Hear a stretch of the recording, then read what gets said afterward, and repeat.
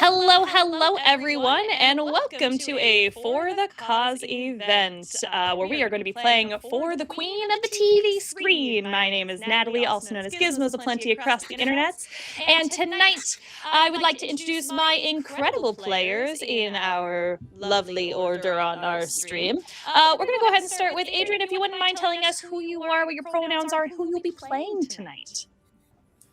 Hey yo, I am Adrian D Spider on social medias. I go by he/him pronouns, and I'm going to be playing Grannie Mae.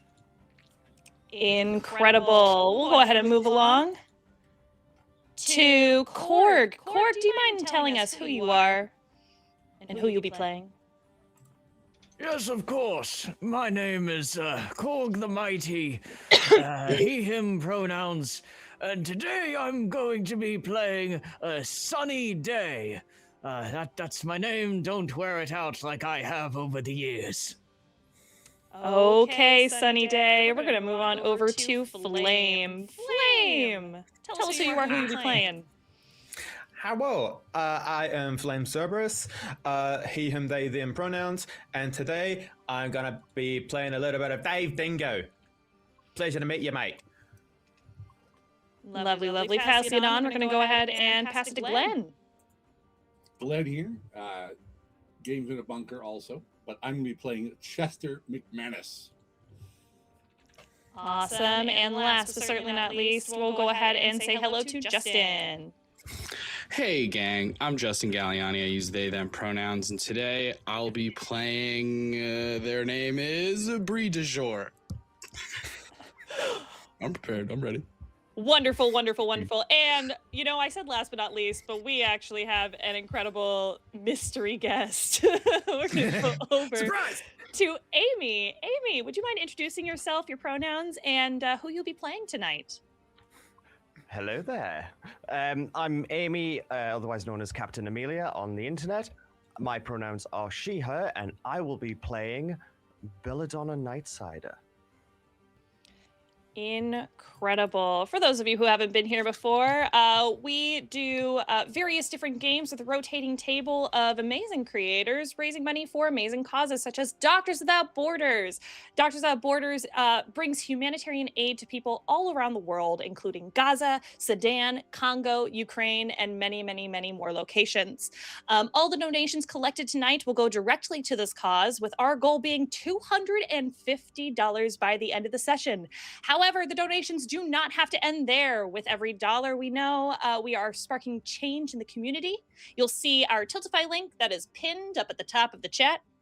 Every dollar is much appreciated, but we also have some rewards for some certain values, including some TTRPGs, custom homebrew items, and more. Justin, do you mind telling the audience what you are going to be giving out?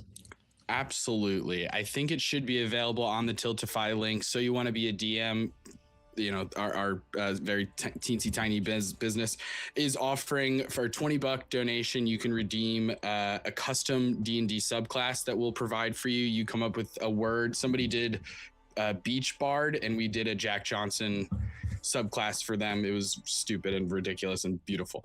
For $20, I can show up as a guest spot on your actual play, your podcast, whatever you want me. I'll do it. And then for $40, we can create for you a custom D&D one shot. Same idea. You give us an idea, we'll run with it. Looney Tunes back in action themed. We'll do it. We'll find a way. Please. Yes. Challenge us. Also, we have Adrian. Adrian, you have a reward that you have offered. Yeah, I am by no means a social media bigwig or anything like that, but if it could help the cause at all, get any type of donation, I'm more than happy to appear on anyone's podcast as a guest. I believe the amount we put up was $25. Mm-hmm. Yeah. If you need anything nerdy, you talk to Adrian. Hey, yo, I'm here for you. I'm out here. Yes. And we also have Glenn has a couple of TTRPGs and some learning different roleplay game sessions. Do you want to go ahead and let us know what you have? Yeah.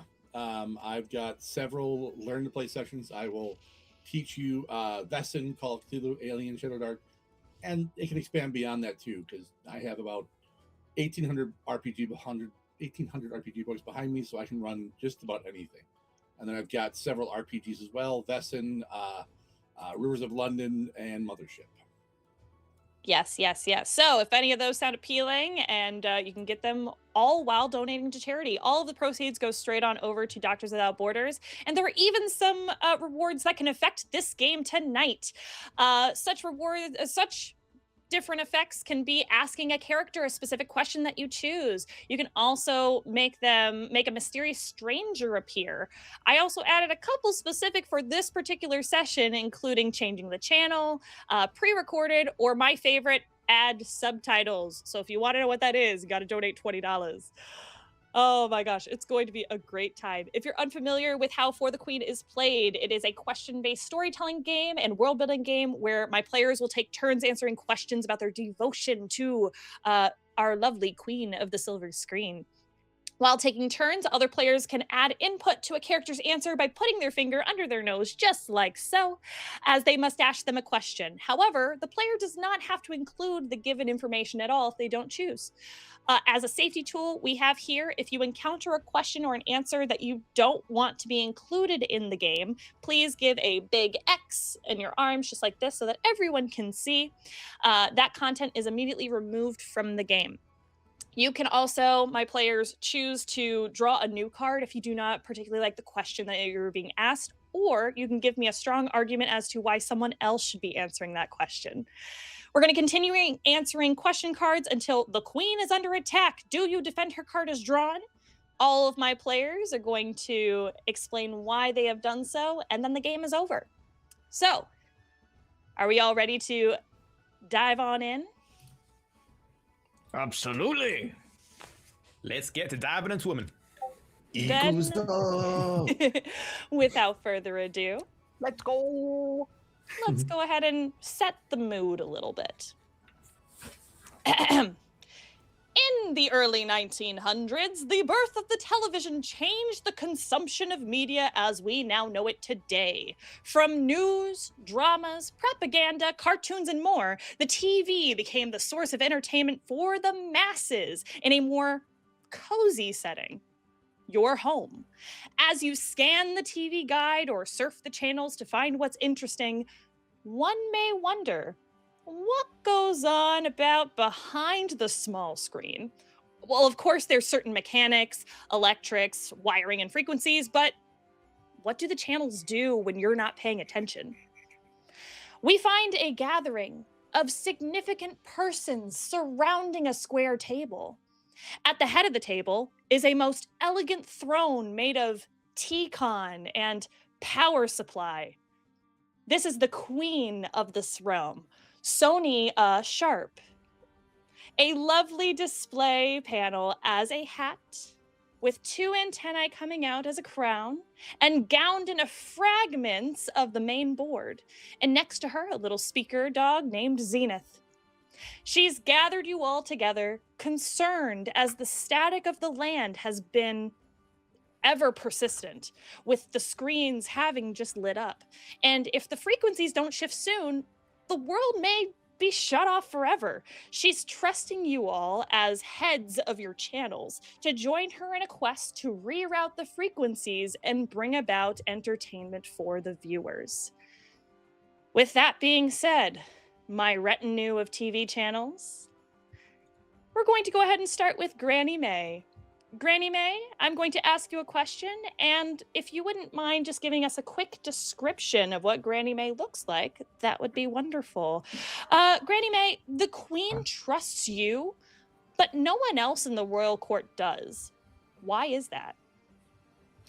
All right. So Grannie Mae is very likely the oldest woman you have ever met.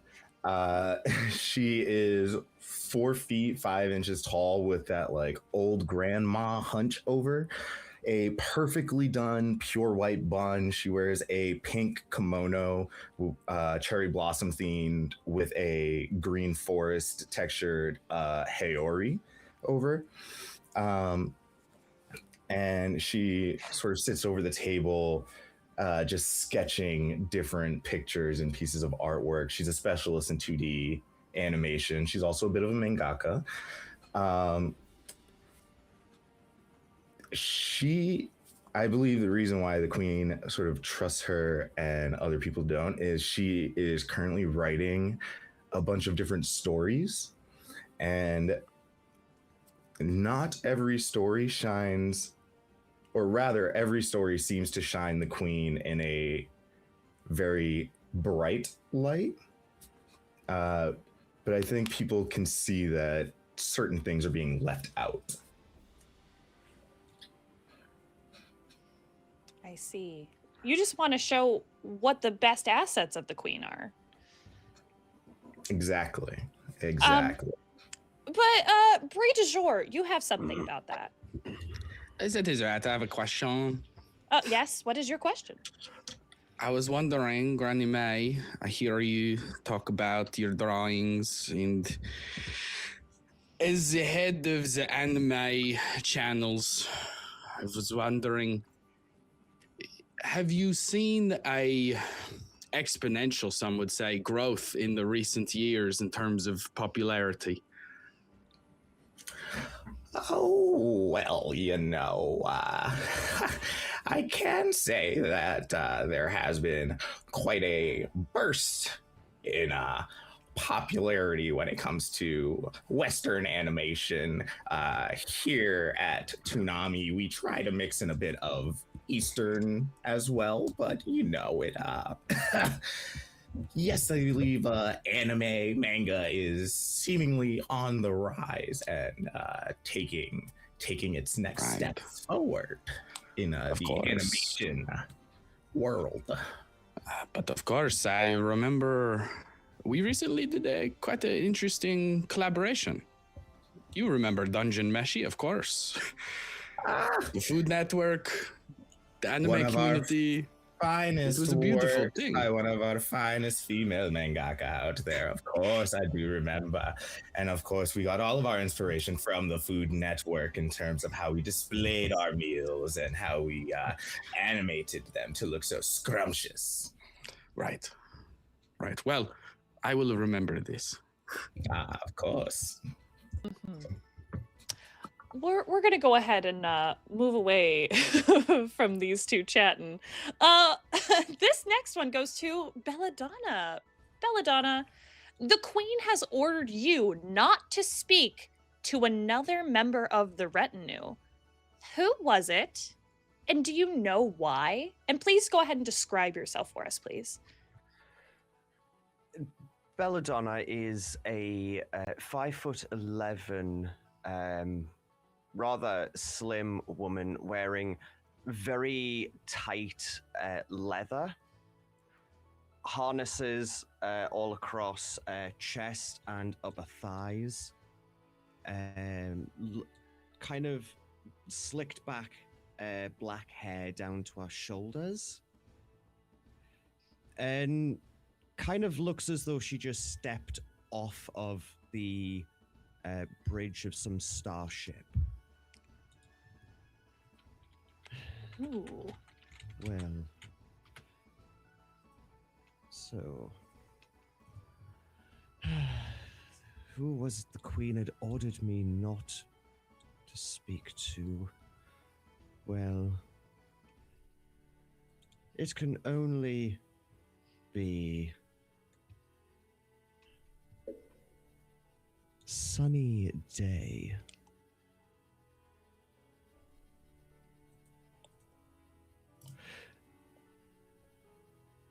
We come from different worlds, you see, different channel networks. I myself fly among the stars, while Sunny Day is more grounded on the ground.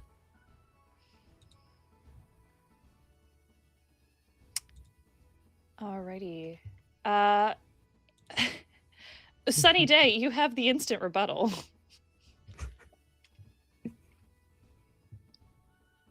You are muted, my dear.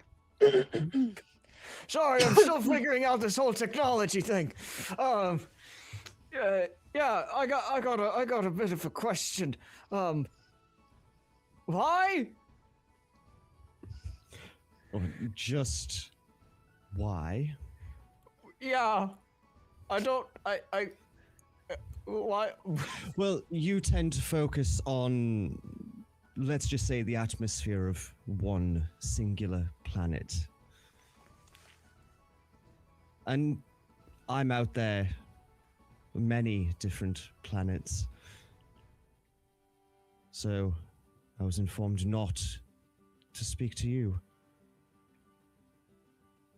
But I could give you information about when it's going to rain in Kentucky next. I feel like that's very useful information. Maybe tomorrow, maybe not. It may be very useful information, but, you know, an order's an order. This is going to be a war against the meteorologists, I think. As you are contemplating what is going on, we just got a $5 donation to change the channel, which immediately, Sunny Day, you're going to find yourself in a film noir as you answer this question. And go ahead and give us what you look like, please. You sometimes think of one member of this retinue as the Queen's favorite. It's fitting. Who and what makes you think this?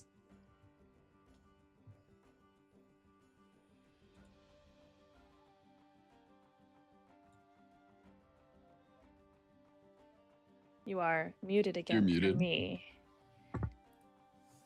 Listen, my grandkids keep trying to get me to learn this stuff. I just don't get it. I don't even know what a text mail is yet, okay? But, well, look, see here. I'd say that if there had to be a favorite, a particular favorite of the Queen, from my personal experience, I'd say that it had to probably be Miss Belladonna over there, right? Because apparently, high and mighty, floating about up in the clouds, past the clouds, all into space. No time to focus on little old Sunny Day over here. My hat is messing up already. It's like I'm in the middle of a tornado already. That's great. Just like last Wednesday.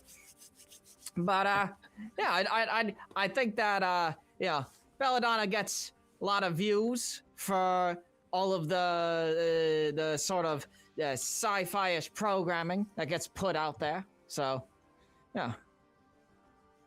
And so as you're speaking, obviously in a little bit more black and white, what does Sunny Day look like?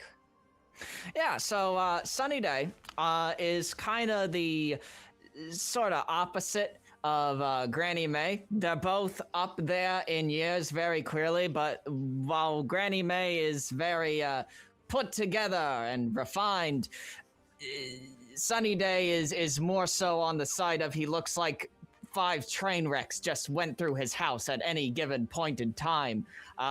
Very long, has not been trimmed, white hair that is frizzled out, has not been trimmed in probably about 10 years, very anxiously wringing his hands at all times. He does not look good. He looks like he could use a getaway. Yeah.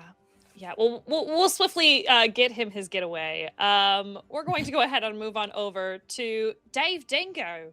Dave, do you mind telling us what you look like as you answer this question? How does the Queen remind you of her status while on this journey? All right. Well, as you can see here, I've got me brown vest on with a quite filthy brown singlet underneath, some khaki shorts that come just a little bit too high up the leg. Like, you can't see anything, but oh, boys are riding up close there. Got me a big hat on, quite wide brim, with a whole bunch of little strings that dangle down with a bunch of corks that are on the tips of each one of them. And one of his favorite things he likes to do is to spin his hat around so that all the corks just go ding, ding, ding, ding, ding, ding, ding, ding. It's strangely quite relaxing. I recommend you guys try it if you've got a hat like this. How the Queen likes to remind me of her status while out on journey, well, I'll let you know that the Queen and I, we go on quite a few safari trips together out in the plains of Africa. And it's always a great time going out to see the wildlife, going out to see the buffaloes and the wildebeest and the lions. Remind me to tell you all the story about the lions gathered around against the hunted down wildebeest. Oh, that was a great time, I'll tell you that. But the queen, the queen had to be in the front seat of the Jeep every single time. She was the one who dictated where we went to. If they got a code on the radio saying, oh, this big event has happened or this creature has just been spotted, it was up to the queen to say, no, I don't think that I will see that one. Or, oh, that sounds delightful. We will absolutely go and see that one right now. Even if the site right in front of us is gorgeous. Like this one time where there was a bunch of hippos resting in the water. Pristine sight, everything beautiful, calm. The weather was nice and lovely. It was relaxing, peaceful. We were getting some good quality footage here. And then on the radio, we heard that about 5 kilometers away, there was a cheetah in a tree. Just one cheetah, all the way over there. But cheetahs are the queen's favorite animal. And she could not resist a chance like that to go. So immediately, beelined it away from the bunch of hippos, all the way to the cheetah. She says when, she says how high we jump. It's her way. Yeah. Sunny day. I saw you first. As we make this a character bit. But this time, Korg, because we had a $5 donation for pre-recorded, you have to engage as if this was a flashback. You're going to break my feeble old man brain with this. Why does everybody keep bullying Sunny Day? Dave Dingo, I want you to flash back to a week ago. And you will remember that I asked you, hey, in the random chance that a cheetah happens to wind up in a tree, how the hell would it get there?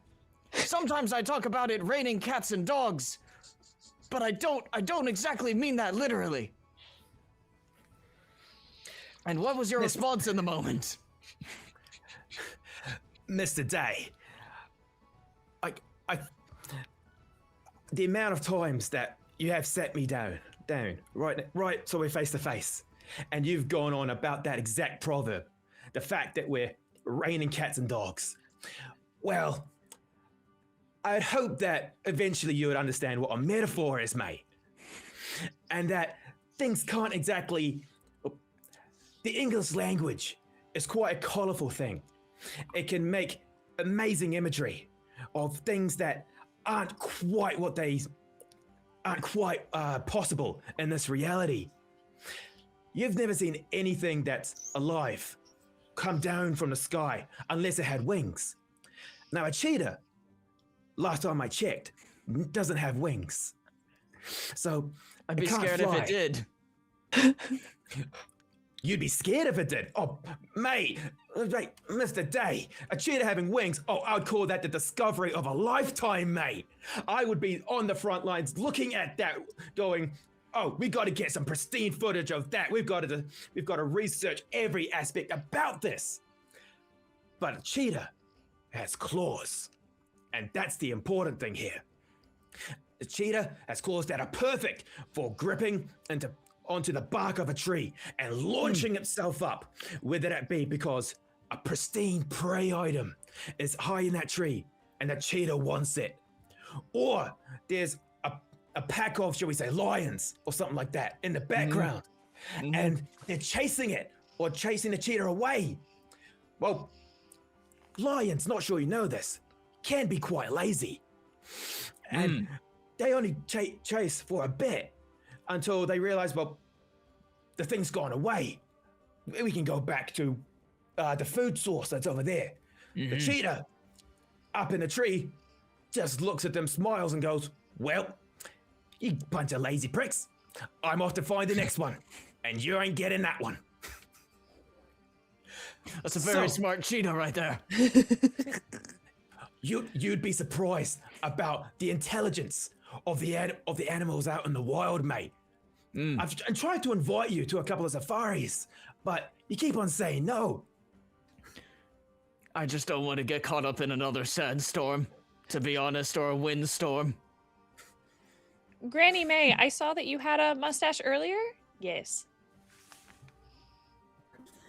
Yes, and just to clarify, are we still in the noir setting?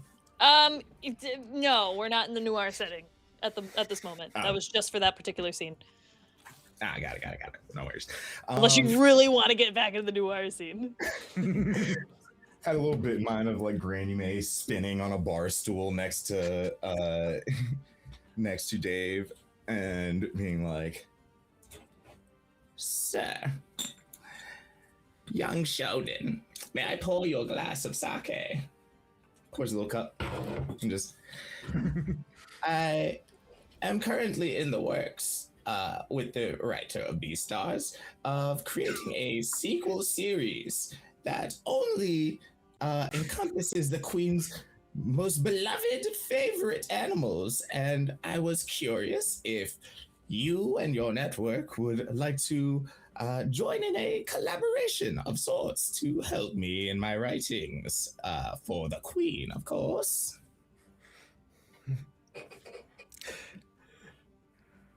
Well, Miss May, I'm always open to collaboration efforts here. I've actually seen this anime, you say, called Beastars. Damn it. Sorry, not sorry. and actually, it's one of my favorite series that you've produced. So the fact that you're giving me this series to collaborate with, Miss May, I'd be delighted in collaborating and letting you know some of the Queen's favorite animals. Number one, the main character has got to be a cheetah. That's the way that you get the Queen's number one approval.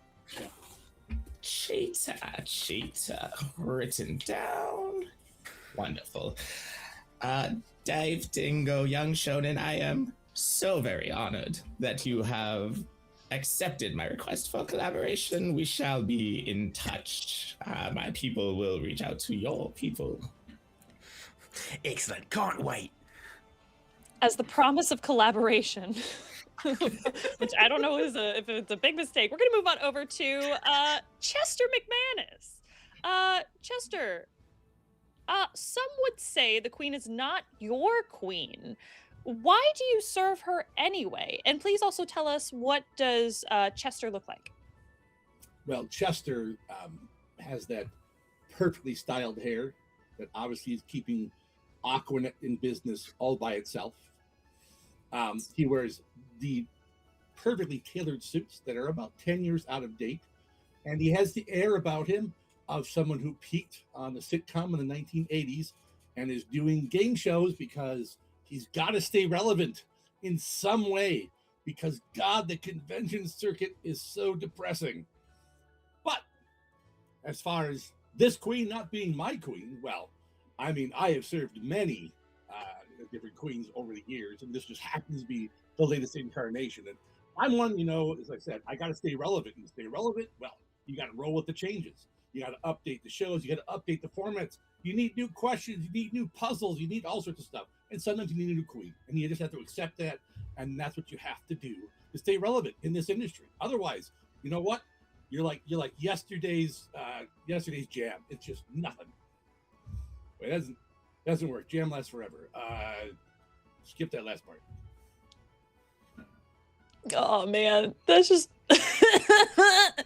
I'm just thinking of all of the co-hosts of every single game show I've ever seen. I'm just like, big tear for them. It's fine.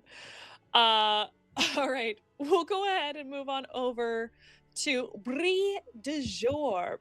Brie, the queen knows something about you that no one else does. What is it, and what does Brie look like? Brie is 6'8", tall, androgynous, kind of just the shape of a door frame, very rectangular.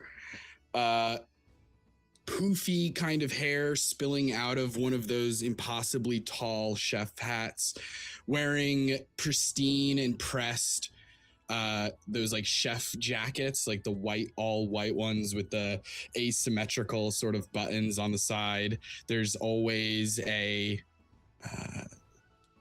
kind of like a hand towel over one shoulder,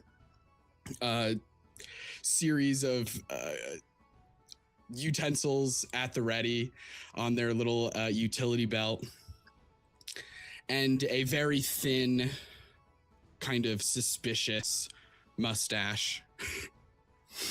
And yeah, I think, okay, hearing this question, what the queen knows about me that no one else does. Well, I think I got this question in the Wasp B game too. I think I immediately went to like, I killed a guy. So let's switch it up. Yeah, sure. So listen, there was this one time where, you know, there was another cooking channel. There is a Food Network. We all know the Food Network. We love it. It is magnifique. But then there comes this other thing called the cooking channel. I said, what? What is this? This cannot stand. There cannot be two places where you consume cooking and food related content. Absurd. We must monopolize. And so I did some dirty work. I kind of went in there, sort of, you know, capitalism the shit out of that place, absorbed it into my place. Now there is just one place for food-related content. Anyway, nobody else knows that. They think it was sort of the public media. They are under different circumstances in terms of how that deal went down, but the Queen and I knows the truth. Wow. Oh, okay. We'll go to Dave Dingo first. All right, Brie, that was quite a big revelation that you just gave out there. Not sure I was quite prepared for that. I do have to ask though, because the guy who was running the other food channel, he was actually quite a dear friend of mine. So I have to ask, what happened to him? Listen, he's fine. He's taken care of. We always make sure that all of our assets are used to the best of their abilities. And your friend, what was his name again? Jacques? Barry? Jacques Philippe. Jacques Philippe, of course, I remember him so well. Yeah, I think I have him in a basement somewhere. He's working on something. I think he does copywriting now for us. He handles our social media. You know what it is? He handles our Blue Sky account. He's all over that. Is he all right? Like, can he loves get it. out? He loves it. He loves it. He says, please, can I see the sky? I say, my man, you're in charge of it. What do you mean? Blue sky? You're fine. Okay. Grannie Mae, you wanted to interject. Yes, of course. As you are the leading head of the only cooking network around, admittedly the most capable figure for said position, with our success in the collaborations that we did among during Dungeon Meshi, I would like to reach out and offer another collaboration, something else to help people forget about what is the Food Network. Right. quick pitch, a live action Food Wars. Oh, Casted very interesting. by the men from that new hockey show. Oh, the sexy one. Yes, that's exactly the one. With us very gorgeous Oui, oui, oui. boys. Yes. I am aware. I am familiar. Okay. I like this idea a lot. I say we go for it. I say we greenlight the whole thing, live action, Food Wars. I'm in. But Yeah. here's the thing. Oh, of course. The second role. I got this guy. Actually, his Oh. name is Guy. Big blonde hair. Fiery shirts. You can't miss him. He drives a red car. I think he could be our second. I trust you fully with this decision. Incredible. Absolutely. Perfect. So Let's sexy guy from greenlight. Heated Rivalry. And then also Guy Fieri. Yes, it's perfect. It's going to be the perfect show. Food Wars. Food will never look so good again. Oh no. Incredible. As the show continues, we are going to continue on this journey, and the queen, Sonia herself, has been surfing the channels and trying to get the best way to get to the main channel. You all know what I'm talking about. Usually it was like either like channel 3 or channel 8, where it's like the input channel. And so she has been very, very like meticulously looking at the travel guide go down. And of course, it's all these big letters going down the screen. When all of a sudden, Sunny Day, you have been looking a little too close at all of the channel guides, and you bump yourself into one when all of you are immediately relocated to Law and Order. You'll have found yourselves at the precinct, surrounded by the NYPD. And you are further than you were supposed to be, so you have to find some way to get out of here. Are you all going to, you're either going to choose one of two options. Are you going to go with the bit, or are you going to find the fastest way out? So thumbs up with going with the bit and being the true detective that you've always wanted to be, or thumbs down as in you're trying to find a way out ASAP. 1, 2, 3, pick it. Everyone's going with the bit. Excellent. So you all are immediately going to be recruited, and you are immediately just like being the assistants to the current detectives trying to figure out what the heck is going on. There's been a murder, and the queen, Sony herself, is like, guys, we really have to do, we see this, the viewers don't see it, we gotta go. We're going to continue on with more questions as you all are living your detective dreams for the next however long. Oh, by the way, thank you all so much for the donations so far. We've raised $10 during the stream. Congratulations to affect the game however we can, which you can affect it more by going ahead to the link in the chat and checking it out. Also, I forgot to mention this at the very beginning. If we reach our $500 goal today, we're already over halfway there. We have an incredible artist, Kieran Workslayer, who is going to be offering a piece of custom art to one lucky winner. Basically, anyone who's donated today is going to be put into a raffle, and then that winner is going to receive some custom art. From what I understand, they'll do anything. So go ahead, donate, check it out. Let's pay artists. Heck yeah! All right. We're gonna go ahead and move on back over to Grannie Mae. Grannie Mae, the queen once expressed a desire you knew you couldn't fulfill. What have you done about it?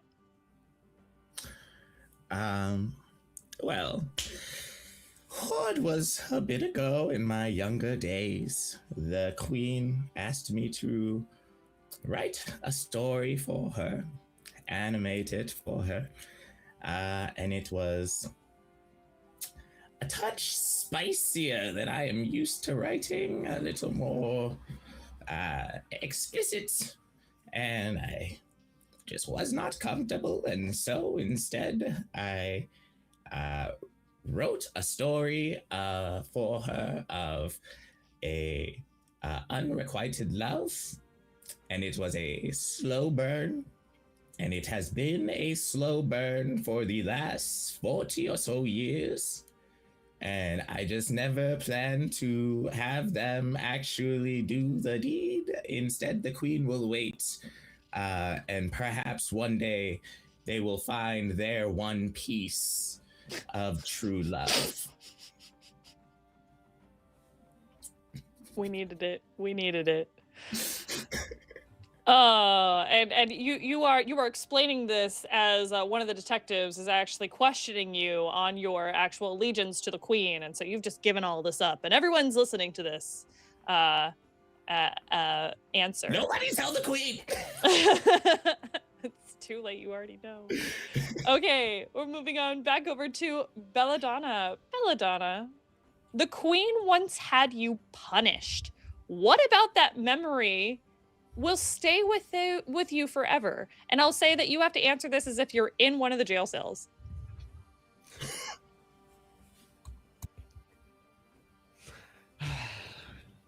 Well, looking around, I'm all alone in the jail cell and I just start talking to myself. God, why did I do it? I flew my ship down through the atmosphere, somehow ended up on a different network. Did I need to be punished for that? Apparently, yes.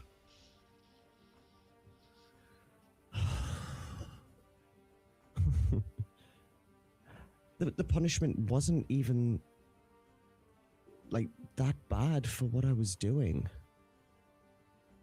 I ended up tied to a tree. You know, terrestrial Earth. Far from what I did. And yearning to be back among the stars.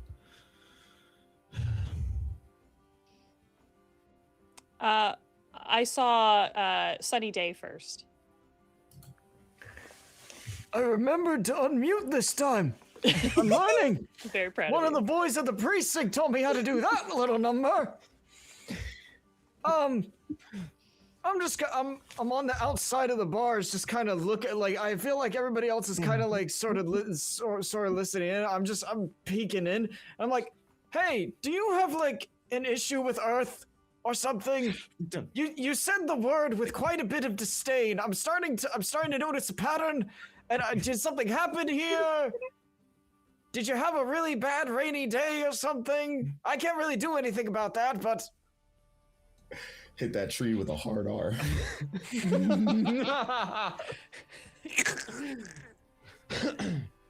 Like, sorry, I didn't even know you were there. Just there didn't seem to be much presence there. it's sorry, fine. I don't need an answer to the question. I'm gonna go get a donut. I'm just gonna. There we go. Back. I do want to hear an answer though. Look, I left this planet long ago when I was a child. Life was pretty bad growing up. I was glad to see the back end of this planet, hoping never to return, but circumstances change, I guess. And yeah, punishments happen when you end up in the wrong network. Well, perhaps at some point, once you get out of here, you know, maybe Dave Dingo especially, we could show you all the wonders of the world. I'll do you one better.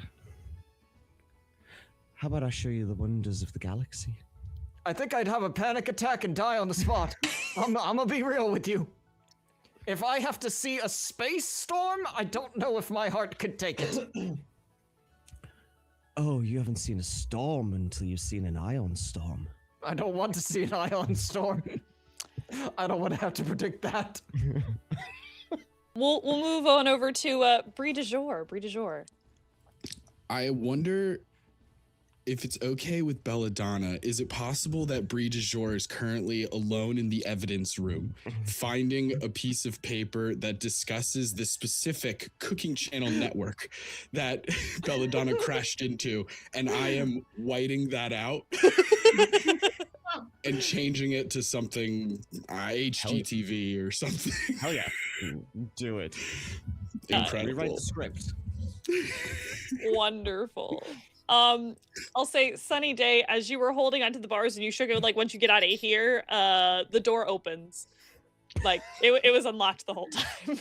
Belladonna just needed to be in her quiet place.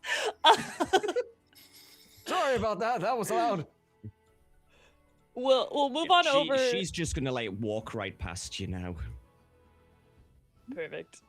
With sunny day all alone, this next question is for you.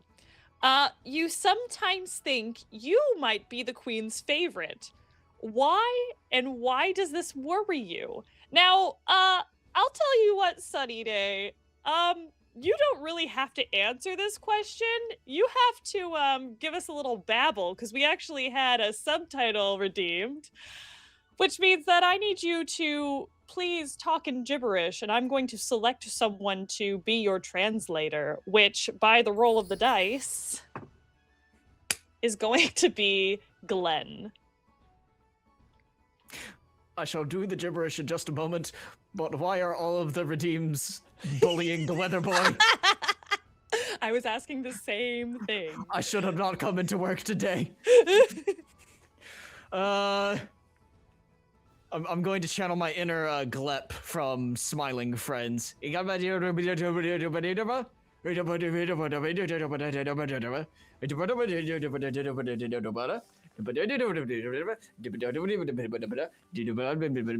Oranges.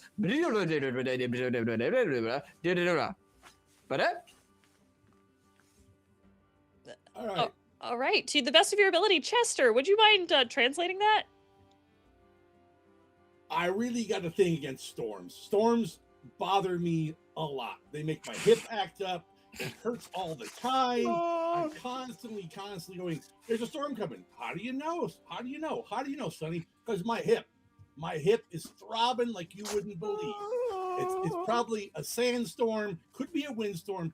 I'm really hoping it's not an ion storm. I heard about those recently, and I am going to have nightmares for weeks about that. But you know, I find a good cure for that is just, you know, having some oranges, and then all of that fear goes away, and then, you know, I'm good until, you know, my hip starts throbbing again, and then I know there's another storm coming, and you know, it could be a tornado, could be a tsunami, who knows? But just can't we just perfect that weather device so there's no more storms? I would like that. Thank you for being my defense translator, Chester. I really appreciate it. Oh my goodness. Incredible, an incredible answer. Thank you both. We'll move on over to Dave Dingo. Dave, why are some others at this particular group, or in this group, sorry, I need to reread this. Why are some others at the royal court jealous of your relationship with the queen? So why is everyone here jealous of your relationship with the queen? Well, you see, as we have seen from all the interactions, everyone else, like, they're either in the studio or far away amongst the stars out there. But the thing is, the queen is either in the building that she's in the entire time, or she's not going out there. I think the queen might actually be very similar to Mr. Day over here. She's got a bit of a fear of what lies beyond.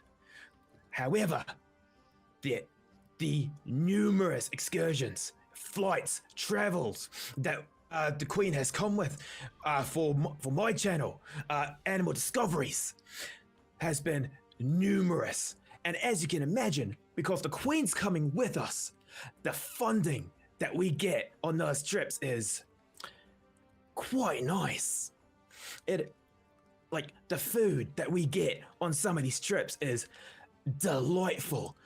Did you know that when we were out in the outskirts of France, that we got served by Gordon Ramsay himself while he was out there on one of his programs? That's the level of power that the Queen has. And I got to benefit from that power. Ooh. Having cake and eating it too. We'll go ahead. Chester, you had something. Not so much a question as it is, while he's all talking about that, there I am before the Queen going, apparently he doesn't really care much for cheetahs. He's only doing it because you want him to. He'd rather be looking at the stupid hippos. And he's pretty salty about you making him leave the hippos. Oh. I'm just saying, you may want to, he needs to check himself before he wrecks himself. Do I hear this? That's up for you to decide. I'm going to say, for the sake of you answering this question, that you didn't hear the response from Chester. Okay. Brie. We just have a very simple question for Dave. Dave, are you I understand you work with animals, all different types across the world. And you love animals, we know this. This is evidentiary. And so my question for you is, do you eat them? Or are you a vegan? No judgment. And I'm very grateful for the not judgment. The thing you have to understand, Brie, is that we are all animals here. We all exist in the circle of life. And so I have to be true and faithful to those animalistic tendencies.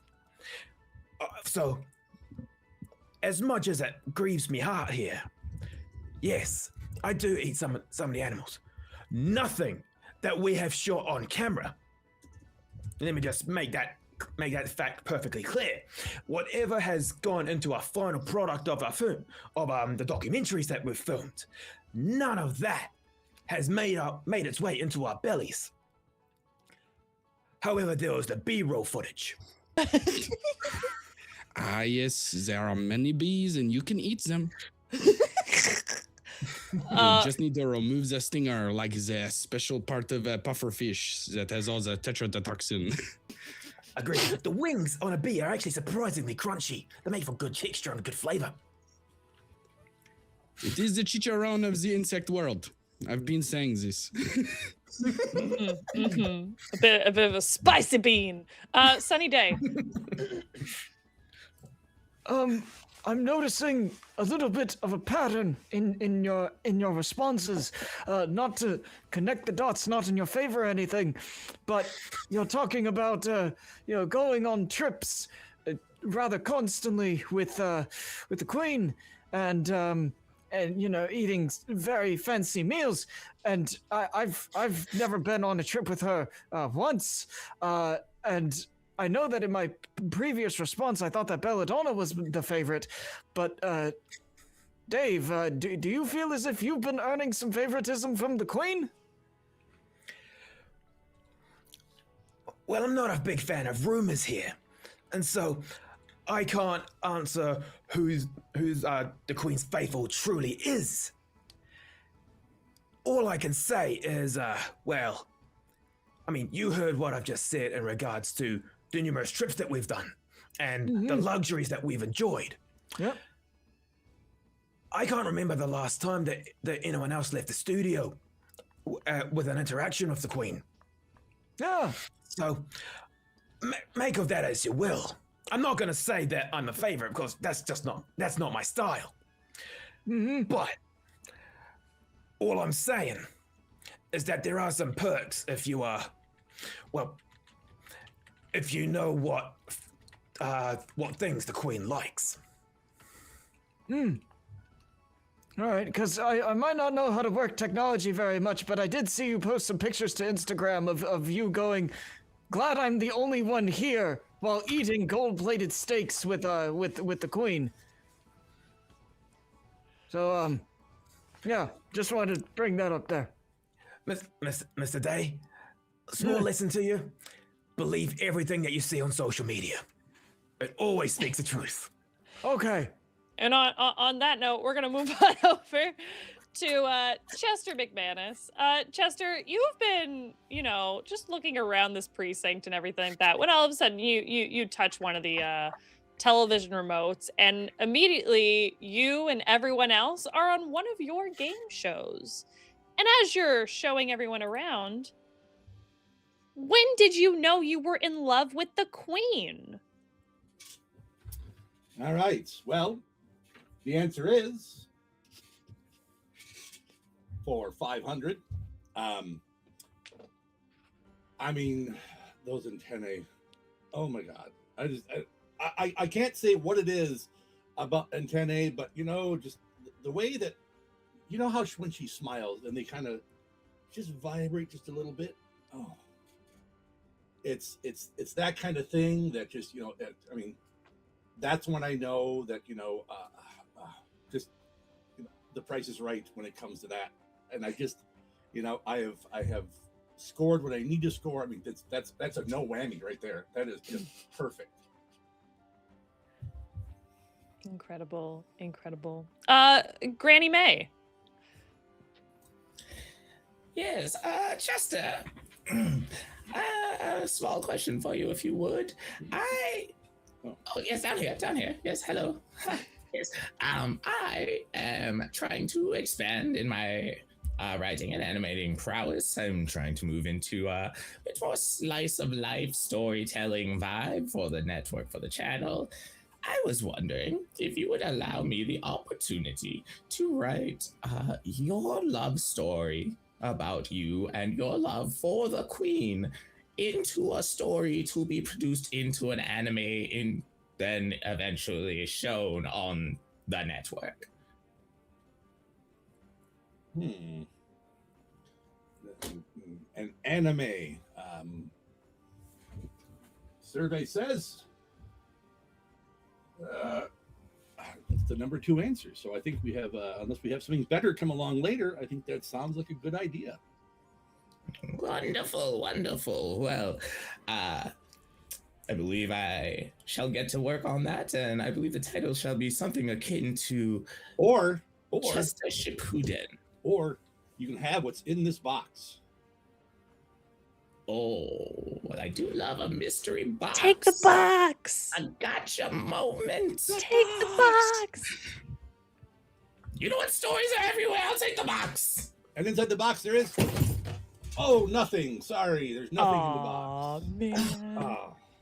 Much like my inspiration currently. Alas, I will find a source for this shoujo, for this slice of life. Sunny Day, did you still have a question? I think that was a good enough ending response. Yes, beautiful, wonderful. All right, we'll move on over to Brie. Brie, what do you do for the queen that anyone else could do, but why does she make you do it?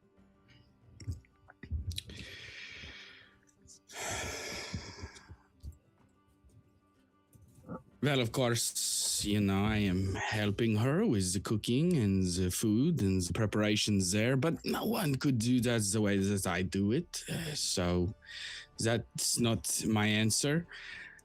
I think, and this is crazy, and I've never told anyone this. It's a big deal. And I genuinely don't know why she asks me this. Every morning she's like, hey, Brie, what's the weather like outside? I crack a window, I take a peek, I go, it looks okay. or like, oh, my hand is getting wet, so probably rain. but I don't know. Anyway, she asked me about the weather. Sunny One day, time definitely. she showed me a picture of Okay. a cheetah and a jaguar. She said, which one's which? I said, I'm pretty sure this one. I don't know why she asks me such questions. Sunny, you immediately have a question. I have a prediction for the weather. It's going to be raining. An old man's tears. Oh, no. Yep. Are you going to put those in one of your dishes? You see, There is and natural salt content. ingredients are all around us. That was just all I wanted to point out. I'm gonna go cry about my pension. Oh, poor Sunny. Wait, Dave. Well, it seems like today is quite full of quite alarming secrets, and especially from you, Brie. Thing is, this one's quite serious in regards to a direct member of one of the chair people here. I just have to ask, just between us, is the Queen looking at is the Queen looking at booting Mr. Day out? I don't think the Queen would share such vital information with me. Oh gosh. It does seem that way, but I don't know. Possibly. Maybe. Who's to say? It's just that, literally have an actual meteorologist on the payroll here, and it's what he's been doing for the past many years. So, of all people to ask what the weather's doing, and yet she asks you. I know. She's crazy. She's crazy. But listen, I don't look a gift horse in its butt, right? So if she's going to ask me, I'm going to answer. And sometimes I'm French and sometimes I'm a little German. And that's okay. Mate, it happens to the best of us. Sometimes I'm Australian, sometimes I'm a bit Scottish. It mixes and matches. Almost was Australian a second ago. Grannie Mae.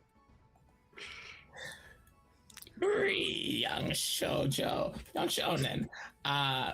Listen, I am currently working on expanding my writing prowess, and I would like to write a slice of life style anime.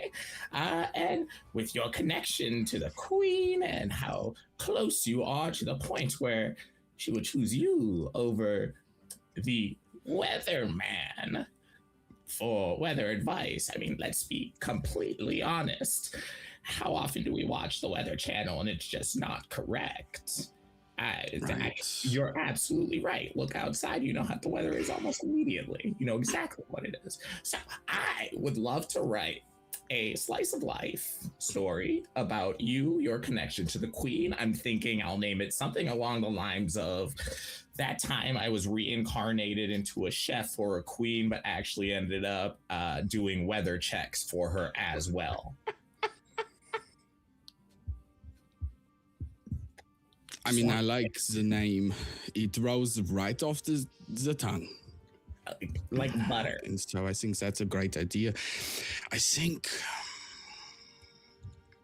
we've done business in the past. We've had collaborations before. Dungeon Mesh Food Wars. Of course. And there's so many opportunities to work food into different things. We've worked with Studio Ghibli before. Of course. They've done all kinds of crazy things. You've seen all the food that was in Spirited Away. You think we did that on our own? Oh, of course. The breakfast scene and the freaking house moving castle. It's eggshells have never looked so delicious. Simple and effective. I do think maybe there's a way we can sort of cloud you with the chance of meatballs this. We could maybe bring the weather guy in. Maybe give him another chance. Maybe an opportunity. Save his position. You can absorb him as you did the Food Network. I like what you're thinking. There's a lot of plotting going around in this retinue. And at this time, we are going to take a quick 5-minute break. Thank you all so much for watching so far. We have currently raised up to $305.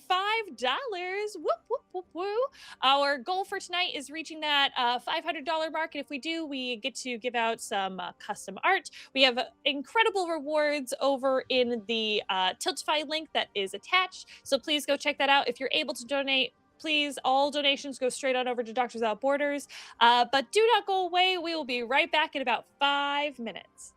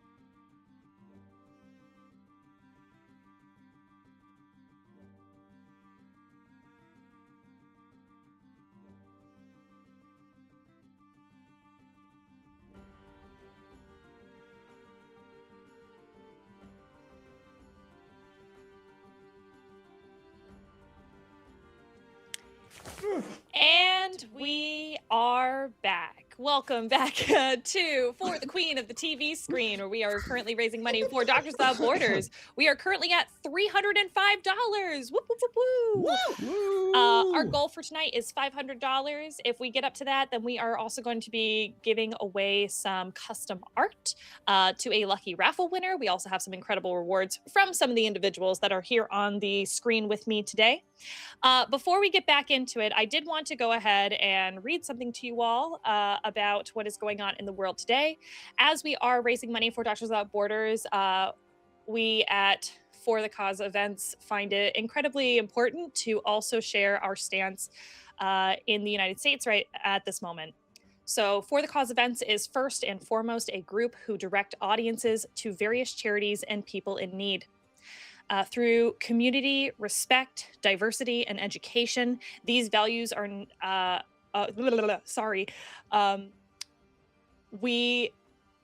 already screwed my words up. We are a collective of individuals who strive to do the next right thing. With that being said, there are people in the United States that are not abiding by those values. And so it is For the Cause that is saying we do not condone the violent actions of ICE agents in Minneapolis and various parts of the United States. So please, this is a request to all of you to stay safe, to stay informed, stay loud, and protect our community. So thank you all so much for, being here and for being a collective with us in community and diversity and education.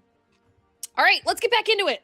So we last left our group back in a gamified world where Chester had actually spilled the beans about his love for the Queen, but the Queen was kind of preoccupied at a different screen from one of the teleprompters that are supposed to cue Chester on his lines throughout the game show. And she is looking and looking and looking when all of a sudden she goes, oh, there. And she touches a screen and you all are immediately transported into a strange metal place. There's chairs, there's computer screens, there's a giant window with outer space on the other side. Oh, Lord, we are in a sci-fi realm. That's not where I meant to go, but here we are. If you all would please help me, we need to find the frequency tower on channel 8. And so here is what I need from you all. Are we going to immediately look for channel 8, or are we going to explore the brig of this spaceship? So thumbs up for channel 8, thumbs down for the brig. Okay. All right. I'm gonna keep everybody at their word. So everyone except for Brie is just going to look around this incredible spaceship, while Brie is actually gonna help the Queen in this situation. So with that being said, Adrian, or should I say Grannie Mae, when was the last time the Queen gave you a compliment, and why have her words stayed with you?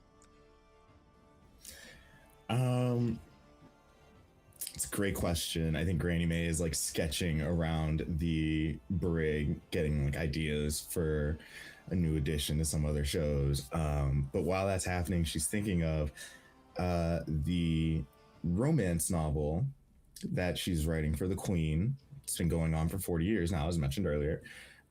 Surprisingly, even though nothing explicit or spicy has happened, the Queen is quite invested in the characters and story being told, and just all the different like settings and areas that's happening, all these different like islands and escapes and different elements happening within the story. And just mentioning how engrossed she was with all of that, even though she was wanting something else originally, really warmed a space in my heart. Absolutely. Sunny Day.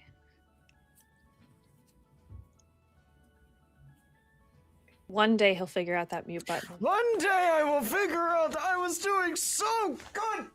Mr. Day, it's the green button. This one? Again. I think the other green. Lighter green. This? Yeah. That one? No. Okay, we're good. We got it. I think. Grannie Mae, I couldn't help but notice with these old man ears that you seem to be working on a lot of shows with some of the other TV shows around the place. I could pitch you what I really think would wow the audiences, right? Is a show based around the weather. Okay? Okay. Imagine this. A weatherman gets transported to another world where he has weather-based powers.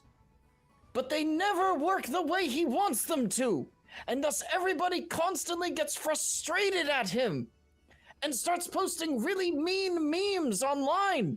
And then all of his friends start overlooking his abilities and leaving him out of adventures. I think that would be a very interesting story to tell. Mr. Day, young son, do you mind if I call you son? Sure, if it gets the show greenlit. Young son, it's a wonderful pitch. It truly is. What better way to celebrate the weather than to write a show about sunny days and not sunny days? Exactly. Yes, the character you pitched does seem like more of a side character, perhaps a side to the side character. Even one step further, perhaps. I will definitely consider adding it to a new product. I will have my people contact you. I assume you are your people. Yes, yes. I have a Nokia right here from 1982. Yes. Well, I will send you a text message, as the young ones say. You did say that a couple of times before about another show that I pitched. I'm still waiting on that first text that you said that you'd send. You know how these buttons are so tricky when you have to press the first button 3 times to change the letter. Oh, and yes, then you have yes, to no, I go understand. back, hit it again. It's a lot. I'm still working on that message from 3 years ago. I'm begging you. Okay, well, have a good day then. Wonderful time, sunny day. Oh, boy. Oh, these two old timers give me so much life. We're gonna go ahead and move on over to Belladonna. Belladonna, you are in your element. I am. And you were once summoned to a private meeting with the Queen. Why did you feel disappointed afterward? So, I had this private meeting with the Queen. She actually boarded my ship. Never happened before. Ever. So, I'm in my office and she announces that she wants to talk to me, and so I go meet her as she boards the ship and personally escort her to the conference room. And as I sat down across from her, she informed me that once again another show about space was being cancelled again.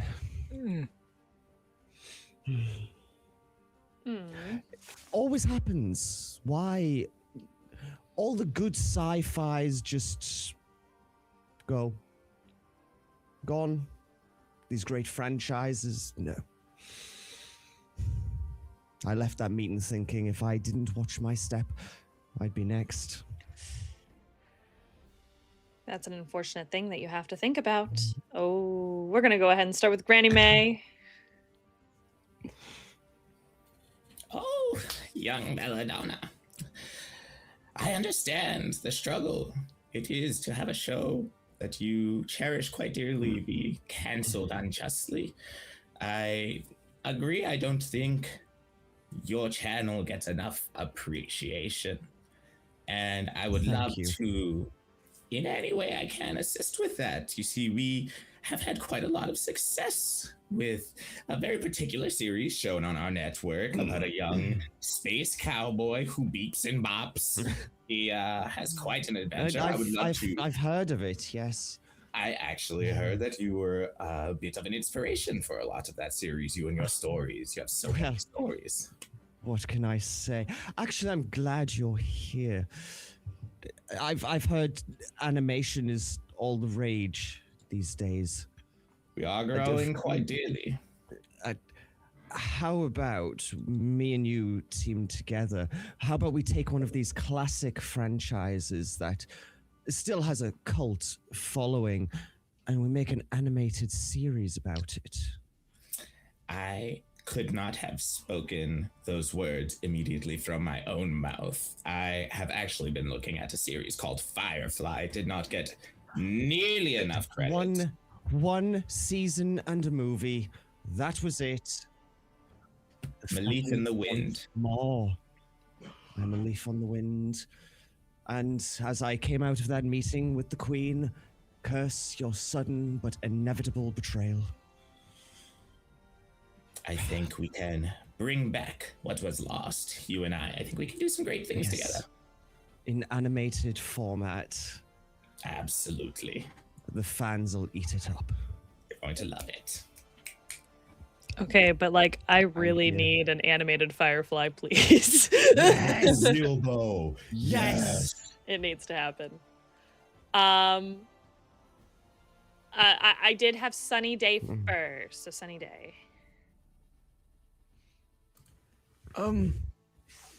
Based on your response, do you ever feel potentially underappreciated by the Queen? I do, honestly. There's so many, like, good sci-fi series constantly being pitched, and more gets cancelled than gets greenlit. At this point, I feel like the weather of space right now. I mean, it's quite literally the universe of possibilities, right? I couldn't have said it better myself. I think, when you first got introduced to the channel, I was a bit wary. I wasn't as familiar with that type of content. You were rather intimidating because of how much you shone like the stars in the sky. But well, we thought we were the future. But even in spite of that, maybe we have more in common than we thought. If you say so. Chester.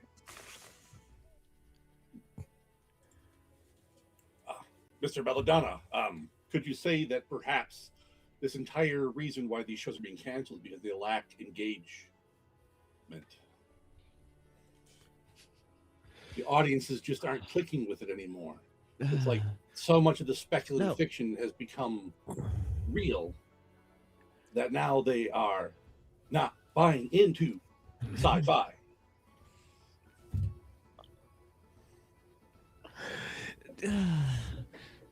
You do have a point there, but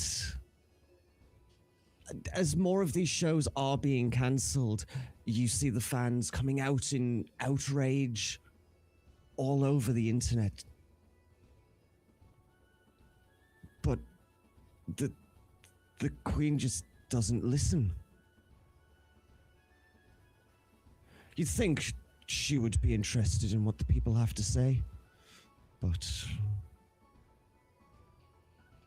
Well, you can't change the laws of physics, Belladonna. That's very true. Dave.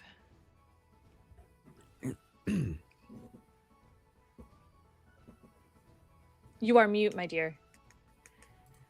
I screwed with your wires. I'm sorry. Dang it, Sonny! Mr. Day, I know you've been trying to interact with me constantly, but you can't keep messing with my controls here. I'm a grown man. I can handle this myself. I'm not as young as you think I am, Mr. Day. Now, Miss Belladonna, my question for you. Yes. We've had all these discussions about how the Queen doesn't look at the Sci-Fi Channel in a favorable light. However, I'd like to draw your attention back to how we got here on this ship in the first place.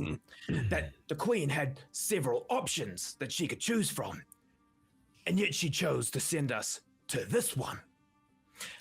I'm just curious about if you have any opinions as to why. I think the reason that we've ended up here is, in the Queen's eyes, this was a means to an end. This was get where she wants to go as fast as possible. That she didn't want to be here.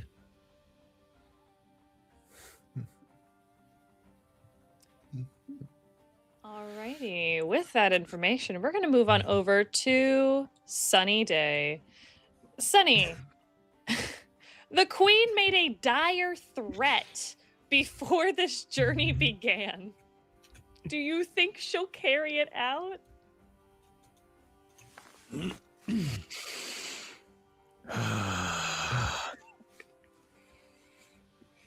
Oh no.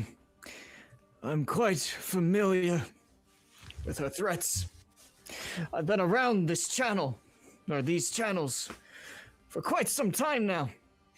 I remember back in the 80s, with all of the neon and the mullets. God, I miss it. Maybe not the mullets as much. That one, I rocked one back in the day. But I have seen so many channels come and go and come and go, tossed aside without a second thought at some point. And, well, everybody needs the weather. I thought I was safe. But over time, I've felt myself lacking. Nobody tunes into the Weather Channel to be entertained. And so, well, right before getting stuck on this spacecraft, dear God, is that a space storm out there? Okay, no, we're gonna leave that for later. She told me that if I was not able to change something up, I would be axed as well. She's already cut part of my funding. If you know, you know. But it's been hard times these days, a bit. Do I think that she'll go through with it? Quite possibly. I don't know, and I'm scared. Brie. Monsieur Day, have you, in your long tenure, delivering the news as it pertains to the weather, have you ever tried changing the format? You know, I see multiple weathermen, they stand in front of green screens, they say, here, this day, partly cloudy, so on and so forth. Maybe change how you do it. Maybe you deliver the news and the weather, I don't know, as you're bobsledding down the mountain. You know, riding a roller coaster. I could call on Dave Dingo to give me a lift. Sure, Dave Dingo could ride the roller coaster with you. I was more Or so a talking about cheetah. the snowy mountain, but the roller coaster works too. We can make a day of it. Yeah, I think maybe just switching up how it is presented, the format itself. The substance stays the same, still meteorological in its essence, but maybe the outer shell. Right? All right. It is still an M&M, but nougat in the middle. It's changing. That may not be the best metaphor, actually. Some things stays the same in the middle, but the outside changes. But do you think this old dog can learn new tricks, as it were? Oh, sure. Probably. Oh, really? Yeah, I don't know much about dogs, but they seem okay. More Brie, of a cat guy. I don't know Yeah. what it is about you, but whenever you tell me to do something, I feel as if it can be done. Maybe it's just due to the sheer insanity of some of your ideas, like a turducken. What even was that? I still have nightmares. Well, sometimes I had to battle my own fears. Sunny day. I used to have a terrible trouble with claustrophobia, and now I am the hen inside of the turducken. Do you know what I mean? Yes. Yes, you're right.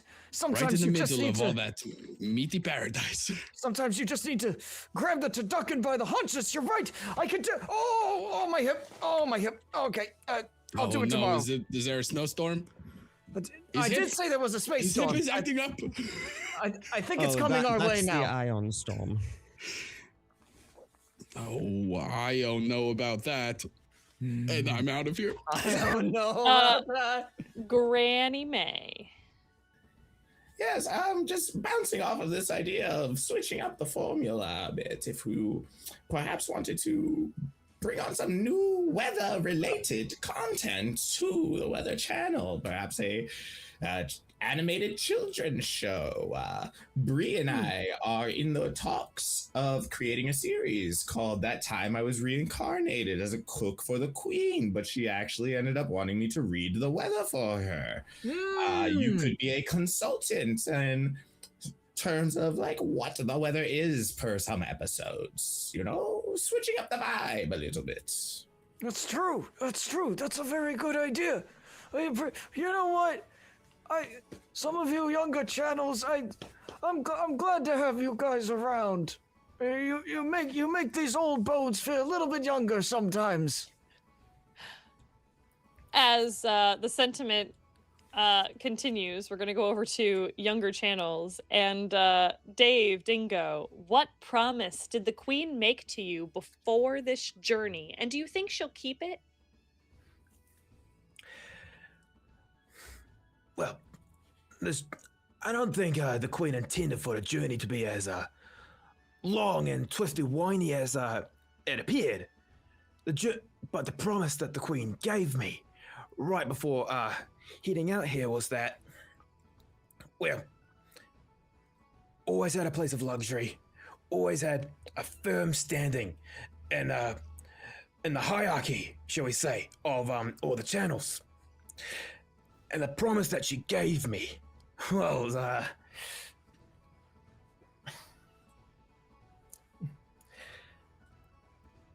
I might be the one to take it all over. Depending on how everything goes, and depending on how successful this whole thing is. I think not sure what the Queen sees, but I mean, I came onto this simply as a wildlife documentarian, someone who goes out and films all the animals. I'm not sure what the Queen saw in me, but then that promise, right before the madness that happened today. I'm very curious as to what she saw, but if that's what is in my future, who am I to say no? Granny Mae. Not so much a question, just, you know, after hearing this very particular news, I'm just going to leave you a little card with my information and wanted you to know that I drew this self-portrait of you, and it's this gorgeous, like, Greek chiseled version of Dave Dingo and a bunch of majestic animals behind him in this like beautiful ink art. It's just a light gift, nothing special. It's just doodling, and thought I'd show you some appreciation. Oh, Grannie Mae, I always know where I stand with you, and these gifts, well, they're very much appreciated. I've always been a fan of your channel. Ah, thank you so much. You could do a little bow. Belladonna, after the little bow. No, Dave. I have a proposition for you after hearing this sudden revelation. as you know, the sci-fi shows being cancelled constantly. But have you ever had the opportunity to study and document alien fauna? I'm going to say right now, my experience on that is quite limited. But Would I you like never to? want to say no to a golden opportunity such as that. See, that's where me and the Queen's views differ slightly here. I'm a firm believer that the natural world must be studied, and the flora and fauna of space, well, it's still natural. Well then, you'll come across creatures out of this world that you never expected to see in all of its glory. Since you're going to have all the funding, it would seem, I think this could be a very profitable venture for the two of us. I'll definitely keep all that in mind, but I like where the train of thought is going. Let us arrange a meeting and brainstorm everything and see where the ideas lead. Yes. Very well. And sunny day. If you were to take it all over, as it were, if you were to rise to that peak, would there be any particular changes that you would implement?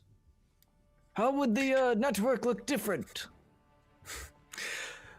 Well, Mr. Day, the network right now is, well, obviously it's quite successful with all the sponsorships, deals, and all the viewership that we've been raking in on a regular basis.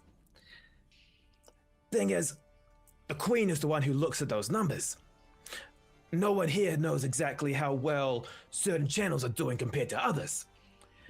So I can't confirm or deny if there's going to be any major changes when all this goes into place.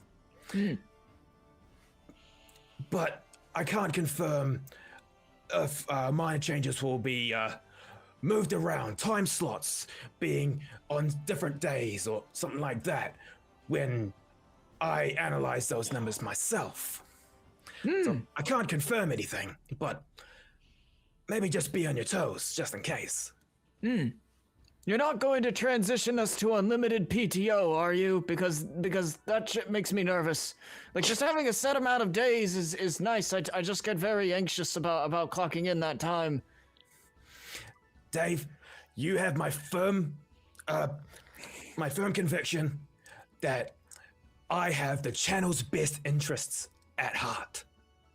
If it's good for the channel, and it's good for those who contribute to the channel, then that is my priority. That wasn't a no. We're moving on to Chester. Now, I will say that everyone's been roaming around the ship a little bit. And you've been finding things like blasters and lightsabers. You've found like this incredible alien armor. I definitely think Grannie Mae has like put on an entire suit of armor. And Chester, you end up walking over into the analytics bay, and you have found some interesting documents as to a hypothetical alliance that the Queen is trying to barter with. And so my question to you is, part of you wants this proposed alliance to fail. Why is that?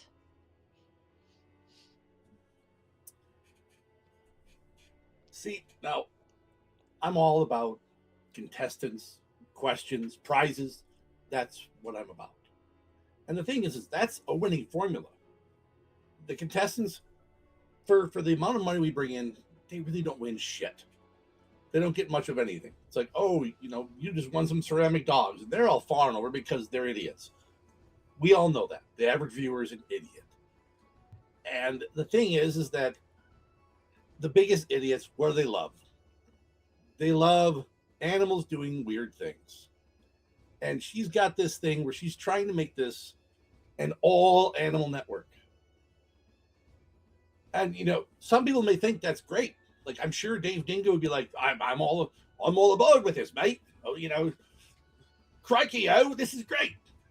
But the thing is, it's all animals. All of us would be out of a job. Dave Dingo, it'd be an actual dingo. Who would be doing it? That's preposterous. People will watch to a degree, but eventually they're gonna be like, what are they doing? We're gonna start having the animals talk. I don't want to get into the ethical questions of what type of bio experiments we'd have to get into to do that kind of stuff. And then we're talking like eugenics and all sorts of weird things, and we're playing God. And while I think the network is great and I love it, but there's got to be a limit of what we should do ethically. Animals should be eaten for the most part. That's what they're there for. That's why we have gravy.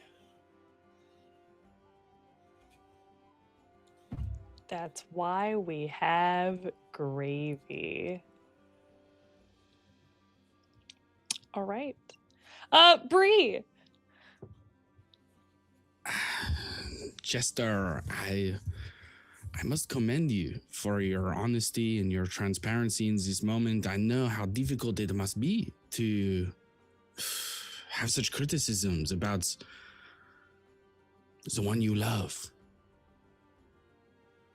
It must give you a heavy heart, my friend. And for that, I have prepared you a tiramisu. And on my way to find this Channel 8 receiver, I just drop off a tiny tiramisu.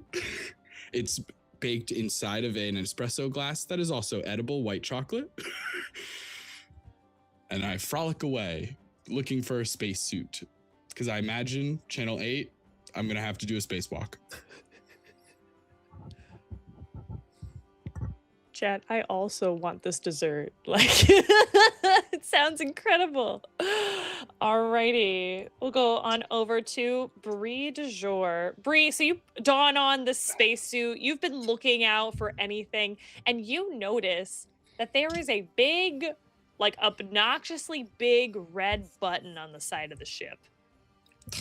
That you need to leave the ship, and you need to go and obviously press out in space.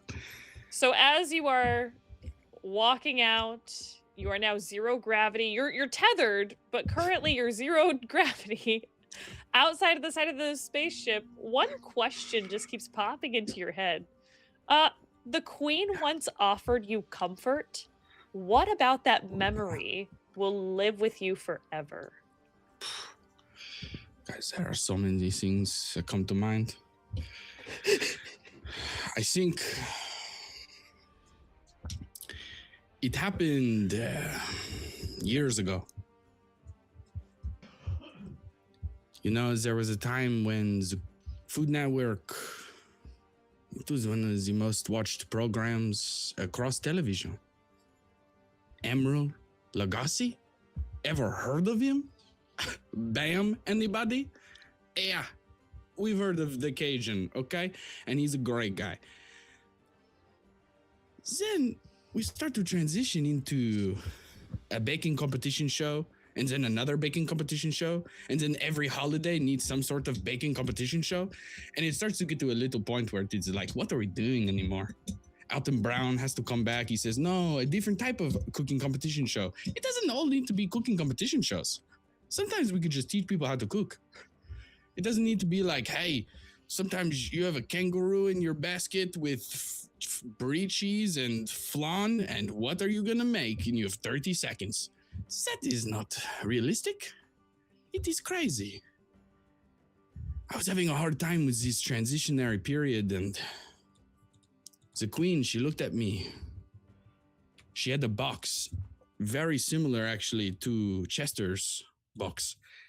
But when she opened it inside, a glowing golden light appeared from within, and she gave me a special dagger made out of a banana. As you see here, this is a banana butterfly knife. It's not a big deal. I also have a hot dog shaped one. Don't even worry about it, okay? So we're all good. So we're all covered. And both literally, it will stay with me for life, but also figuratively, in my heart of hearts. She just cut through my crunchy exterior right to the gooey center. The queen does that. Sunny. So I have two questions primarily. Number one, what do you think the future holds for you and your network and some of these, shall we say, transitionary growing pains that you're going through? And number two, where were you carrying that tiramisu? Did you, like, because we're not in a kitchen, do you just have, like, a pocket for holding tiramisu? And is that next to the pocket where you hold your butterfly banana knife and your hot dog knife? Well, I will... first of all, in terms of how I see my future and my channel's future, these are interesting questions. There is a lot to consider. I think, based on the work that I have done for the Queen, the secrets that we hold together, sort of a mutually assured destruction situation between the two of us, I know that there are some rumors around about this animal television universe. I'm kind of biding my time, seeing if the writing on the wall is accurate, or if it is just merely scribbles in the bathroom. But to answer your second question, I have a fanny pack.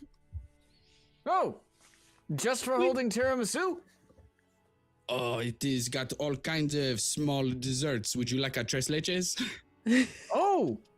I have a flan. Oh, I have a carrot cake. Oh, okay. I have a chocolate lasagna. I ripped that one off of an Olive Garden. Oh, that's good. It's just a layered chocolate cake. They call it chocolate lasagna because they're unoriginal. So they're just ripping off Italian food left and right. It's not a big deal. Actually, don't even get me started. It genuinely pisses me off. With a cupped ramen, just You seem to have a lot of feelings about this Olive Garden thing. Care to rant about that for 30 minutes? I could. I actually could. And we're going to move on over to Chester. I just wanted to say your accent, it's very interesting. And you know, I'm just curious. There's rumors that you're not actually French.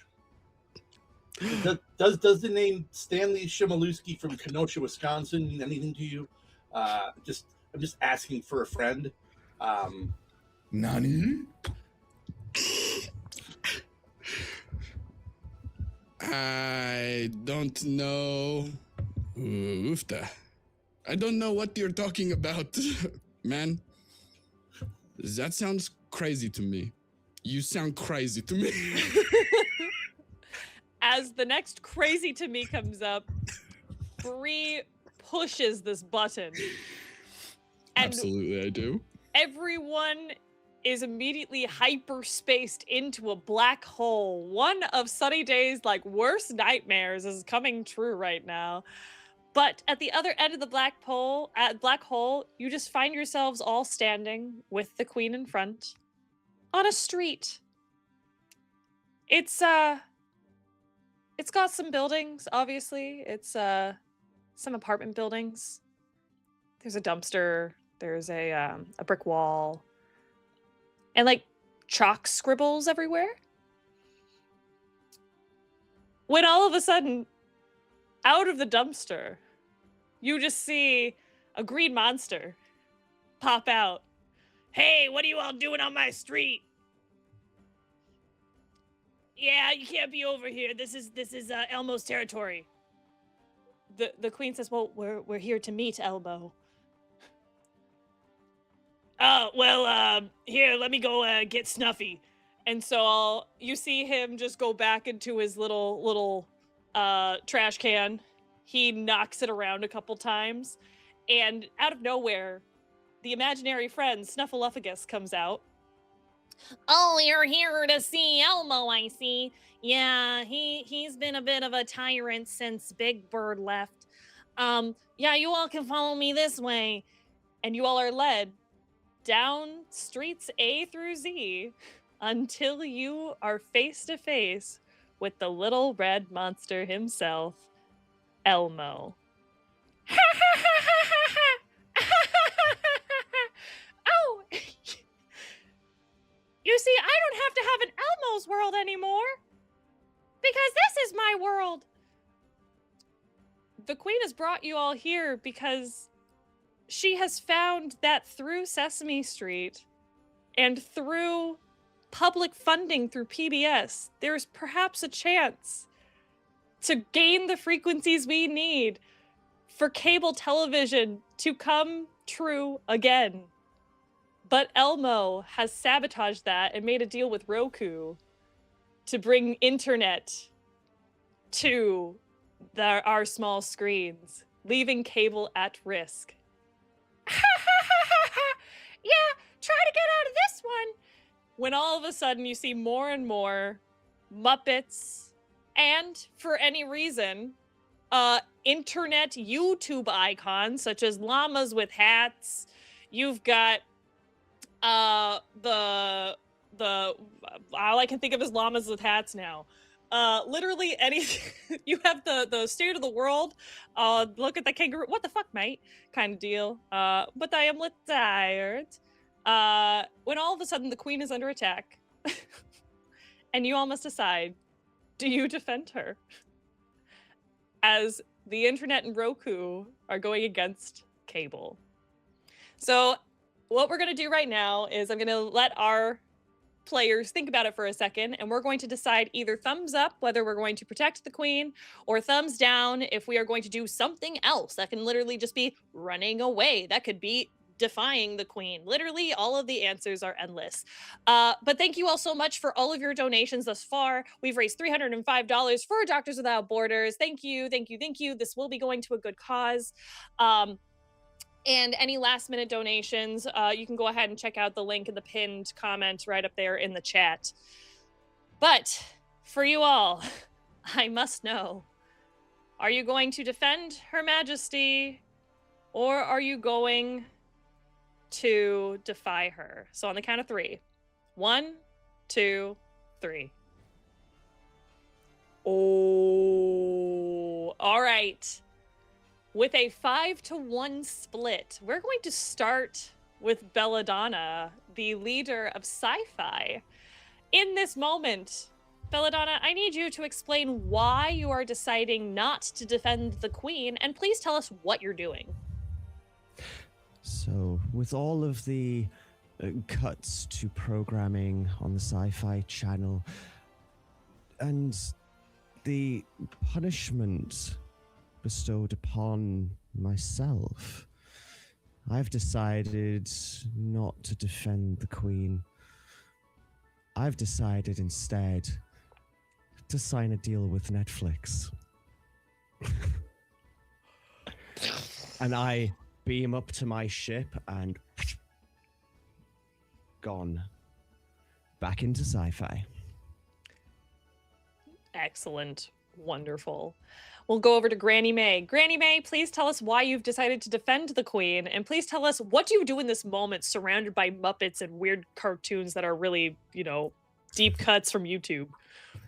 Of course, Grannie Mae is going to defend the queen. Grannie Mae is looking around at like these YouTube internet entities and the Muppets all popping up, and it's like, You got like the duck have any grapes coming on by? Right, like, oh, we're just gonna let streaming services and the internet take over our cable TV, our 2D animation? I absolutely think not. And Granny pulls out a little like high-tech phone device out of her like pocket, clicks it. Tom, it's time. And a spaceship warp zooms into the area, and Granny Mae's second in command, Tom the robot from Toonami, appears. Ship dock opens, and a bunch of Toonami characters, Samurai Jack, Goku, the Powerpuff Girls, all just start to swarm and like come after all the other like Muppets and stuff. And Granny Mae just like whips out 3 katanas, throws one in her mouth, and goes, "It's go time, bitches!" She runs in. Incredible. We'll move on over to Sunny Day. Sunny Day, why have you decided to defend the queen this day, and what are you doing?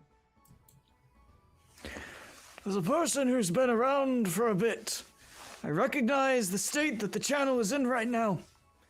All of these channels are in states of change. Some have gotten cancellations. Some are finding new ground and territory. And throughout it all, each of you has made your mark on me. You've showed me a different way of reporting on the weather. That it's not just pointing at a screen and talking about what's going to happen next, only to endlessly disappoint people. We are the Weather Channel. And the Weather Channel wants to stick around to see what this new age will bring. But in order for the new age to prosper, they are going to need some old magic.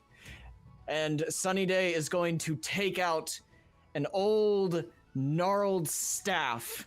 And as he does so, clouds begin to fester and boil within the sky. Harsh winds begin to flow through. And he says, "While they might have left us, I did at least learn one thing from Belladonna. It's that space is kind of fucking dope." And as he says that, an ion storm descends from the heavens and prepares to wage war against the puppets. I've always thought puppets were fucking creepy too. Full circle. All right, Dave Dingo, why are you defending the queen, and what are you doing? The Queen made me a promise, you see, that if I stand by her side and see it through to the end, then I get the reins. And I'm not about to let a chance like that go. The wilderness must be explored. And I'm gonna be the one to make sure that it goes all the way to the end. I get out my Bowie knife that I have on the side. I look at like some of the knives that some of the Muppets are holding. You go, "You guys think those are knives? Whoosh, that's a knife." I then sprint towards Charlie the unicorn. As Charlie like begins to put his horn down and charge at me, I dash to one side, grab the horn, and then Texas Rodeo jump onto the back of it and start buckarooing around the whole place, going for the queen. Incredible. And I charge. Wonderful. Chester, why are you defending the queen, and what are you doing? Well, it's already been established that, you know, the queen and I, we got some chemistry. There's some love going on here. And we have our disagreements. But the thing is, it's, you know, it's in good times, in bad times. We stick together. I can't let one disagreement just throw all that away. So I've come ready to go. These Muppet bitches, get ready, because I brought 1, 2, 3 wheels of fortune. And I use the power of the ion storms that lift these wheels up that I have fixed all the jagged edges I could find to it from all the animals I've eaten, all the bones and teeth. And I ride the ion storm, just cutting a path through these puppets. Because as Sunny said, they are fucking creepy. And creepy they are. Last but not least, Brie, why are you defending the queen, and what are you doing in this moment? I think the Queen just knows too much about my past and sort of dark history of certain things I may have done or maybe have not done. War crimes, some may say. But we are in international space waters. But here's the important thing, okay? I am looking for vegetable and fruit-shaped Muppets. I've seen them in A Christmas Carol. Yeah. I know that they are there. I find them. I eat them. And then I find the annoying orange. I cut him in half. I hate him. I've always hated him. I find salad fingers. I say, your fingers are not salad, you liar. Punch him. I find any food-based people. I kick their butt. And then as I see Belladonna's ship enter hyperspace, I quietly think to myself, Star Wars is kind of more of a fantasy than a sci-fi if you really think about it. I don't know. As you all are taking your defensive positions around the Queen, static flows through the air, surrounding you in your respective battles. And as we hear the crackling of white noise, we fade to black. And that was For the Queen of the TV Screen. Thank you all so much for joining us for this For the Cause event. And we were able to raise $315 for Doctors Without Borders. Thank you all so much for your incredible donations. All of the money is going straight on over to those in need. Again, Doctors Without Borders gives humanitarian aid to places such as Gaza, Ukraine, we've got Sudan, Congo, and more places. So every dollar helps. Thank you all so much. I'm going to take a moment and allow my cast to reintroduce themselves and to plug anything that they want to. We'll go in reverse order this time. So we'll go over to Brie. Hello, I've been Brie. My name is Justin Galliani. Use they, them pronouns. I'm part of So You Want to Be a DM. You can find us all over the internet at So You Want to Be a DM. We have a bunch of rewards for this Tiltify TTRPG Talk charity drive for the rest of January, and probably as long as that link is available. I imagine it'll still be available for some of February until we figure that out, but so check it out. Thank you so much. We'll go back on over to Chester McManus. Hey there. I was Chester McManus. Online, you can find me as Games in a Bunker over on Where the Skies Are Blue. And I am in a basement, so that's kind of ironic. Also, you can find me on Itch because I'm also a game designer. And I just released my newest game, Demon Eater. You can find it over there. And I stream every Thursday. I do what's called the Vault Logs, where we run different games every couple of weeks. We just wrapped Call of Cthulhu 1985, and we're going to be heading into Fallout starting next week over on D in Denial. Thank you so much. All right, moving on over to Dave Dingo. All right, g'day, mate. I have been Flame Cerberus. They them pronouns, and at this current point, I'm not working on anything in particular. However, that is because I'm building up towards some pretty massive things in the future, a lot of which I can't actually talk about. So maybe we'll see where everything goes in the future. Pesky NDAs, but you know, best of luck to you. We'll move on over to the lovable, but it was just not his day. Sunny Day. Not his sunny day. Hey! But hello, everybody. Listen, if I don't make you face palm at least, you know, once during the session, I haven't done my job. But hello. My name is CorgtheMighty. I have played as Sunny Day today, my sad little weather boy. And outside of this, I stream on Twitch. I do TikTok and YouTube stuff. I like talking about lore and researching lore and driving myself insane, looking at, you know, pages of notes. So it's a great time. Yeah. So oh yeah, and I wanna say that I just picture that the moment that Brie made that comment about Star Wars, Belladonna's ship just warps back in. We just hear a hard screeching sound, like tire screeches from space, and just. Stanley. Stanley. Yep, absolutely. Phasers fire. Speaking All of right, drop the the amazing star pilot herself, Belladonna Nightsider.